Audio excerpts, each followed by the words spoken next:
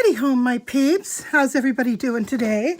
I want to talk to you about the characters in water margin cards, what you're looking at here. I want to talk to you about the kings and the queens in the deck. These cards represent male archetypes and female archetypes.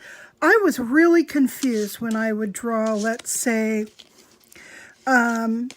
the Queen of Hearts, which is a red-haired woman. As I was doing these readings, I was thinking, red-haired woman, who around this person who I'm reading for has red hair? Well, it came to me, it's not really about the hair color. It's about the human archetype, and let me explain that. The red-haired, fair-haired, and dark-haired female means something in our understanding of people.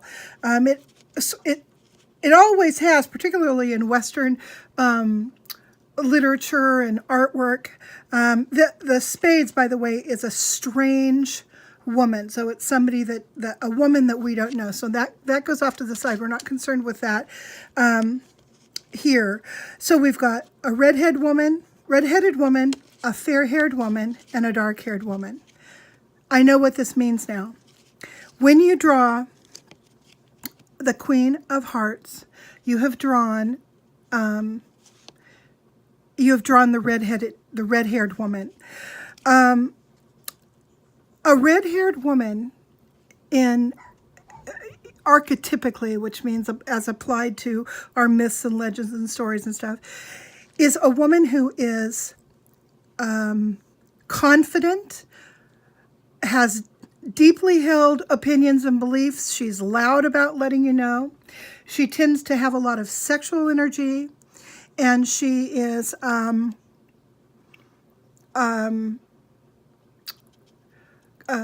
she's powerful because of her confidence and her sexual energy, and also often her loud personality, her brash and pushy ways. This woman, that's where she holds her power. Okay, she may or may not have red hair. Whether she has red hair isn't the issue. The issue is, what is her personality as we see it in the personality types that that we will classify people in. So that's what this red-headed woman's all about. This is her confidence and sexual power. Okay, so we've got her figured out. Now let's talk about the fair-haired woman. The fair-haired woman is a woman to whom things come easily. She doesn't have to work for her resources. They come to her almost as if by magic. She tends to be quiet. She's not particularly intellectually powerful, but she understands her powers of attraction. And I'm not speaking sexual attraction necessarily. I'm just talking about the desire that people have to give her things. One blonde, and I'm sure she's not blonde in real life, I think she's got brown hair, but one blonde I can think of that would typify would be Ivanka Trump, a person to whom things have always come easily. A person like Ivanka can just sit back and receive the things that come her way, and that's her power. Her power is in her almost psychic attraction to others. She doesn't have to be beautiful. She doesn't have to have blonde hair, but her calm, confident, almost magnetic attraction is what her strength is. Now let's talk about the dark-haired woman. All right. The dark-haired woman is, she's the most difficult to classify. She is a person who has to work hard. She often has stumbling blocks in her way for no apparent reason. She has to really push to get past them. She is quiet, but there is a bubbling brew right underneath her quiet persona. Unlike the other two, who either, if you're the redheaded woman just lets it all out, the light-haired woman doesn't really have it, but this woman, this dark-haired woman, she has this stuff going on just right under the surface. So she may appear calm, but you have to be careful because you never know when she is going to explode. She is also extremely intelligent. She solves her resources to come to her because she can think her way through getting those resources. She's very smart, very intellectual, but she doesn't have the self-confidence of the other two archetypes. So she has to work doubly hard and think circles around everyone in order for her to attract and retain her resources. So her strength is her intellectual power.